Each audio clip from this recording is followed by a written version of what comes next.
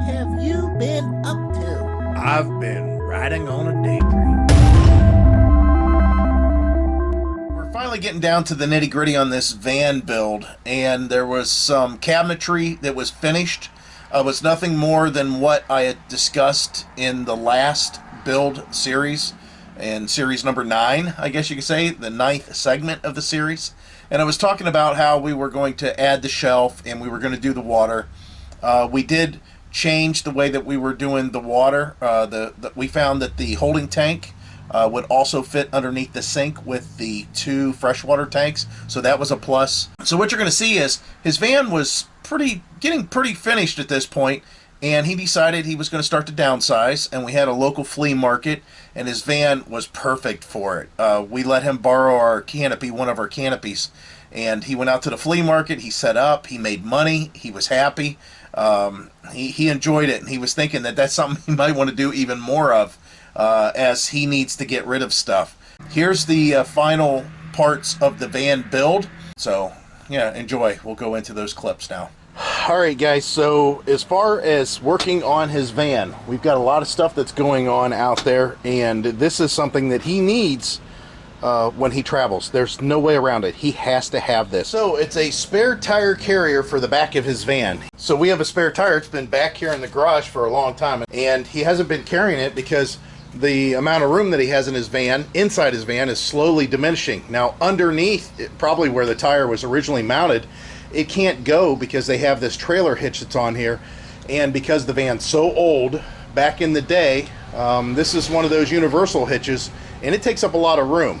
So the alternative was that he could buy a new hitch. We could remove this one, we could reinstall a new hitch because we want to use a hitch carrier, a cargo carrier, but the other option was to put a tire carrier in the back of the door. Now there's not a lot of science to this.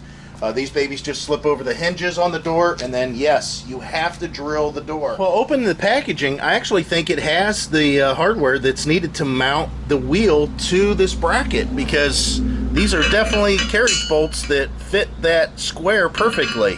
I didn't expect that. Of course, they've got 2 longer bolts, 2 shorter bolts, and then the nuts that are supplied, and that is for what you need to do to secure that once it's over the hinges. So pretty straightforward. Let's see what it's going to take to get on there. Again, I hate the fact that we have to drill the door on this van, but it's got to be done. A word of caution whenever you're doing this: number 1, these bolts are relatively cheap. They want to strip out. These brackets may not be aligned perfectly, and unless you want your paint scratched, which in this case is kind of too late for us, you need to put some sort of a rubber gasket, like an old inner tube, cut and fold it over for these brackets to grab onto. If not, they're just kind of going to rub always on your paint and wear it down to the metal until it rusts. That's why you see so many of these in the junkyard, and this whole area is all rusted out. So what we're going to do is we're going to try to shoot some silicone in this hole to help prevent the hole that we drilled to be exposed to water. And then once we get a bolt in here, we'll drill down here and do the same to the bottom. But right now we're working on the top bolt, and so far it looks pretty good. You know, just got it relatively level, and yeah, we'll mount this thing up and see what it looks like. Here's the wonderful things that you have to run into whenever doing this stuff. First of all, again, we had to drill this door. I didn't really care for it. But whenever you drill, make sure that you drill it in an area in which the nuts still have plenty of room. Now, I could have easily put that bracket right up against the lip, but it's moved in just a little bit. And the reason is because I didn't like that these brackets were up on this radius of the hinge. So we moved them back a little bit, and that allowed it to be drilled and still allow the nuts to be accessed. Now, the good news is, because the way it's drilled, when the nuts go in, they kind of catch that wall inside here, and they hold themselves, so you don't have to have a wrench on the inside to keep things tight. All right, you can see we put silicone on here. You can see that we mounted it, and you could also see that the van got scratched a little bit.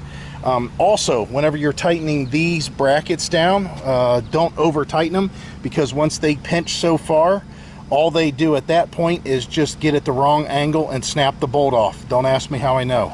That's why it's off again. So since we had to take it off and clear that bolt out, what we decided to do at that point was cut some rubber strips out, and these rubber strips now will go in between the van and the metal, so the van's not touching. And this is just some rubber gasket that has been in the garage since the 70s, way before I got here.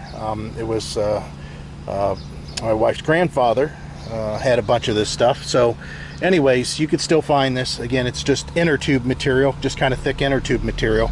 And we're going to put that anywhere that the metal contacts the paint, so we don't have any more scratching like this, which we'll have to touch that up a little bit before we put the bracket on so it doesn't rust. All right, so we got it all bolted back up again. Again, we put the inner tube material behind here, so now it's being buffered and buffeted, and it's actually more tight. It feels more solid. And then of course the same here, and the good news is the van now does not have any metal touching it, you know, other than the bolts. Again, we silicone the crap out of all this, so we don't have to worry about rust getting in that way. However, I fully expect that rust will show up regardless, whatever we do. It's just the nature of the beast in Northeast Ohio here. Here's the deal. The bracket's a little bit on the bendy side, so you have to move things around. They're not going to line up perfect. I suggest you cut the rubber like we did and get longer bolts. I had these bolts just laying around. One of them is a carriage bolt. However, if you don't have a carriage bolt, go ahead and use a regular bolt. You can reach your hand around and access this with a wrench on either one of them. So if you have longer bolts, not longer carriage bolts, you're okay. The height is pretty considerable, as you can see. You can still see the license plate, and you still can see, of course, the brake light. Now, if you're behind the vehicle and you're relatively close, maybe here, you might not see that brake light and that blinker over there. It does obstruct a little bit. And I'm kind of curious what his rear camera looks like now that we have it basically facing down at this tire. You can see, obviously, a lot of tire. Definitely a lot of tire, but you should still be able to see behind you to some extent, so he knows how far to back up. That was the main thing. It's, you know, this is a backup camera. It's not showing his bumpers clearly as it was, but it'll still get the job done. Okay, so here it became a family event. Yeah. And you can see that Heidi has gotten in the action, and what she's doing is doing a stain for all this, and then we're going to varnish it all. And when I say we, that means Heidi. We've got some really humid. I got roped into this. We got some really humid temperatures, so it's going to be interesting to see how this dries. Probably be something that we'll have to stick a fan inside the van and run it overnight to keep things, you know, to where they actually dry out. Plus, this vent will have to be open up top.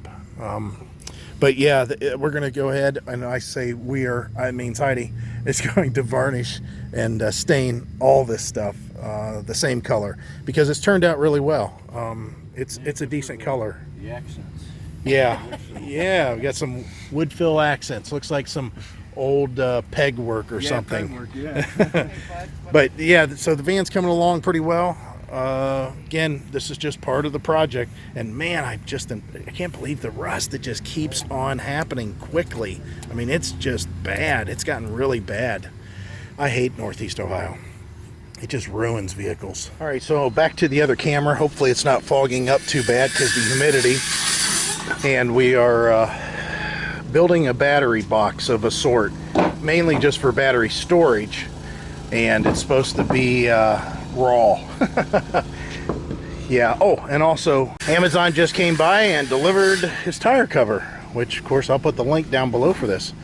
That looks nice, and it fits really good. It's perfect, absolutely perfect. Hot to touch. And whenever you secure it, just to let you know, I don't know if you know this, we've had these covers before. I've had in the past on the truck.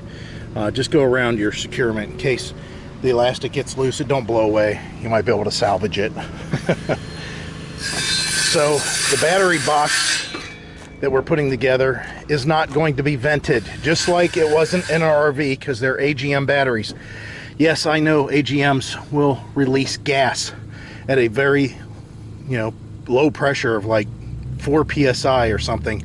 However, it's so negligible I would rather have him vent in here. He's got plenty of ventilation going on inside here, and even in the winter, if he's all sealed off, he's still going to have a window open or something to keep, you know, fresh air. You know how it is. You can't be locked in a sealed box, even if you're wanting it to be warm. We're going to make it to where when the cable comes in, it'll just kind of lay over here underneath the bed, and then as far as the charger, the charger converter, we're just going to screw that to the wall so it's got plenty of ventilation. It's kind of in the way, however, we don't really have another place to put it that seems feasible. We could hide it underneath the bed to some extent, but it's still up in the air. We're going to have to see what we can do here, but first the box needs to be built, that's for sure. And we're just using those 2x2s to make framework.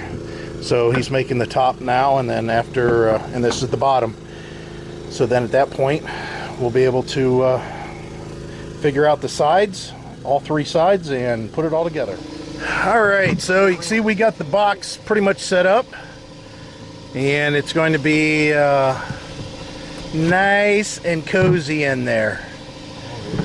So the batteries will fit up in there, and then we'll again find a place to mount the charge controller, or I keep on saying charger controller, the charger converter. But yeah, this will give him the ability to take the lid off and access his batteries and connections and all that happy stuff. So we're in good shape here. We're in really good shape. Definitely getting much further along here. You can see the batteries are in place, and yeah, we're in good shape here. We made some openings for cables if we ever have to run them. His cable port is partially blocked, so that may be a little bit of an issue. I don't know if you can see it back there. We're going to move this a little bit closer to the refrigerator. God, look how sweaty I am. I just barely touched that. It's just really hot out here. Like I said, the heat index today is 104. I don't know why I'm out here working on this, but I am. Got everything hooked up here. You can see that his inverter's going to town. He's got those 2 deep cycle batteries on there. And just to check it out, we're running the refrigerator on household electric, which isn't ideal. We should be plugged in, but it only has a power port for a cigarette lighter, you know, the cigarette lighter, cigar lighter, power port, whatever you want to call it, if it's going to be running on 12 volt. Well, he doesn't have a power port connected, you know, we don't have a power port yet for these batteries, so we decided to test it out using the refrigerator. And you can hear that even though we put the refrigerator on fast freeze and it's 89 degrees in there right now, it's set to get down to -8. Because of the ambient temperature, I don't know how well that'll work, and because of the inefficiency of the you know, the fact that we've got batteries going through a power inverter and then going into a freezer that might be converting back to 12 volt again for the compressor, that's definitely, you know, very inefficient. However, even though that's still hooked up, we can run this fan too on high, and it works just fine. Hear the wind. But yeah, this thing is doing a good job, and of course those 2 batteries have plenty of power. Go ahead and lift that lid a little bit. We'll show you what it looks like in there. You can see we just have a couple of clamps for the power inverter, and I was hoping to have a couple of battery clamps for the refrigerator too, which we could cut off that cigarette lighter port and do it that way, but for right now we're going to just let it stand. On the outside, obviously, it's not plugged in right now charging. It will be though. I'm going to show you guys that, but you can see how much cord he's got, and then here's the port that the cord, of course, comes out. So it's kind of cool that this is, you know, basically becoming an RV. I keep on referring it to an RV, and quite honestly, as soon as the water is hooked up completely, I think it can be an RV. Okay, I want to plug this in. You've seen that the battery was at 12 something. Well, now let's see what they're at. 12.7. It jumped it up there. So 12.8. So it's definitely charging, and it's supplying power also. So that's really awesome.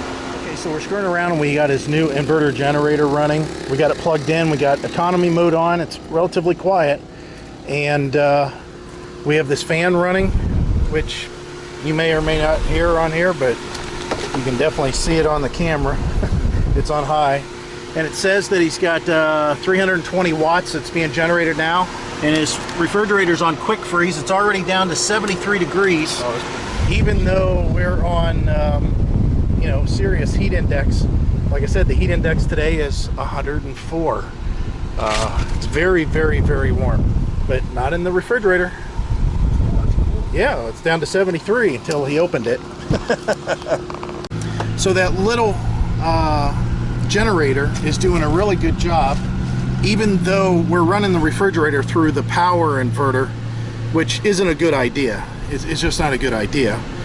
Because again, the inefficiency of running batteries to power inverter into the built-in converter that's into the refrigerator is you know, just less efficient. We should have it hooked up, you know, to batteries instead. But still, the refrigerator's dropping. I mean, it's already down to 72 degrees now, and it's only been a short time. So this is a good lesson as far as what all this, you know, can do. He's pretty much set. Like I said, once we get the water all, you know, put back into place, and yeah, there's some staining that still needs to be finished, and then, you know, all this tape needs to come off, all this, and then we got to do some caulking around this area here, and curtains. There's some curtains that we're going to put up to cover up, just make it look a little bit nicer when he has this door open, and then the same with over here. The cabinet, that white cabinet, we got to find a way to secure it. I'm thinking we might have to use some kind of latches or maybe some bungee cords or something. I haven't figured it out yet, but yeah, we're in really, really good shape, and I can pretty much say that at this point, with the fact that he's got a toilet, he's got running water with a holding drain tank, he has a refrigerator, he has a stovetop, he has a furnace, and yeah, this is a camper van now. This is definitely a camper van, plus it has power. You know, he's self-sufficient even with this little generator. So as far as the finished product, we're not quite there yet, but we'll give you one last look whenever this thing is completely done, and we'll go over all of its features. So it'll be a complete reveal on its own. But all right, guys, so this is the next day, and I had him keep his van plugged in all night long just to keep those batteries charged, just to get them topped off, so he can screw around and play around and find out how long everything lasts. We do have some, you know, sink stuff going back in his water tanks. We had to put a curve to it that will help protect this, and we got to get the other jug in here, the other water jug. At that point, the sink, everything will be done. He has a curtain that hangs off of this that looks really nice, thanks to Heidi. I don't think that she's varnishing anymore along here, obviously. That's why the water jugs are in there currently. So we'll go ahead and peel this off. I don't know about up here, though. She might be doing something up here, so I won't take that away. That might get her a little upset. But the charger, I don't know if you can hear it. You know, occasionally it comes on to keep itself cooled because it is plugged in, and the batteries have been always really good for us, so for him it's going to be nice. Now I know I'm going to have 1,000 people tell me how those batteries still need to be vented. We talked about that. You realize that these are backup batteries for computers, and I don't know anybody that necessarily vents their office space. You know, I don't see these. They're sealed lead acid. I don't see a lot of ventilation issues with those. I don't see a lot of people that have any kind of a problem with that. Now, he's in a confined area, and they do vent, but the venting that they do is so little, and it's so sporadic and across many, many days that we shouldn't have a problem. There just shouldn't be a problem. But I'll let you guys speculate about that, because everybody's got their own idea, and honestly, I don't see it myself, personally. What else? We've got to get that cabinet back in here for him. He's talking about maybe doing some sort of a varnish on this cabinet. I don't know if we're even going to mess with that, or a stain. It seems like a lot of work. And then we have to, well, there's not very much more. This is why I'm kind of hesitating, because there's not very much more that needs to be done, as I mentioned. So we'll let Heidi finish out back here and get the painting done. I'll show you what's going on. She wanted to make it light in an area that was dark, which would have been right there. So that all that area is going to be lightened up. And then underneath here, reason being is, you know, if she paints that dark, he's going to have to add lighting in there. So hopefully it being all white inside will help reflect to some extent the light that's placed in there. But again, he's getting really close, and maybe I should do something about his refrigerator not running on a battery up there. I could do that. Plus, he's got to get his real mattress in here. This is just he's got a real nice memory foam mattress. This is just a thing that he threw in here. All right, so one thing I want to mention is what? The same thing I always mention. All the links are down below. For everything that we got, including the batteries. We got those from Amazon. I got this charger from Amazon. That converter, you just have to find it on Amazon once you're in there. Just click any of the links that takes you to this stuff, and then you can find out what inverter you want to run. But that's just one we had laying around here. But this refrigerator is awesome. You know, you can set the voltage in which you want this thing to shut off, so it doesn't kill your battery. So I've got it set up to 11.8, which is really low for those two batteries. But it's pretty much all set up and wired and running off of the batteries currently. And the nice thing is this is the AC plug pouch here. If he gets to where he's plugged into a power source, an outside power source, we need to get him a splitter for his power cord right there. Because right now the only thing plugged into his power cord is his converter charger. So the only way that he can plug in his refrigerator right now is if he plugs it into the inverter, which of course is running off the batteries, and it just kind of defeats the whole purpose. But if we get a splitter for his extension cord there, which I think we have one, I'm pretty sure I know where one is. As soon as we plug it into household current, it automatically switches, since it's got two separate plugs. You know, it's plugged into the battery, and then we'll plug the other one into the AC port down below. It will choose which one to run off of automatically. So I think that's awesome. I like the fact whenever they do a little bit of, you know, better engineering. And the compressor's running right now. I don't know if you guys can even hear it. I can barely hear it. And I'm like right here, so can you hear it, Heidi? Yeah, it's a real nice quiet refrigerator. So what we'll do is find him a splitter. I'll hook up that other plug, and that way whenever he plugs into the garage or wherever he's at, he'll have this refrigerator always being powered. And the other nice thing is once he plugs into the garage or whatever it is he plugs into, well, you know, a power port, a ground, a shore power, that's what I need to be saying, a shore power, the refrigerator switches on its own, and it starts charging the batteries, and it gives him the ability to plug other stuff in to this inverter if he wants to do that. But I mean, why wouldn't you just plug into what's coming in from outside the van on shore power? All right, so she's getting another coat on here, and it's looking pretty darn good. Yeah, I like the way that looks. Kind of ties in with the rest of the whiteness going on in here. His power port, the thing is he's got a fan, a little 12-volt fan that is really good, and we can't seem to find it, that would bolt in there and help power and cool him off. You know, just a little fan that he could leave running, that he didn't have to open this big fan. But quite honestly, this big fan would do just, you know, just fine. It does a really good job. So I found a little triple tap. I can't see what the rating is on it, but 15 amp. Okay, we're okay then. 15 amp. So let me go ahead and plug that in, and then plug this in, and we'll be all finished. All right, so let's go ahead and plug this bad boy in, and it should change all the way around now. The power converters charging the batteries, and this thing should read AC, and it does. Isn't that cool? Even though it's connected directly to the batteries right now, it's reading AC because I've plugged it into the AC. And now, of course, the battery is charging and the converter's got more power.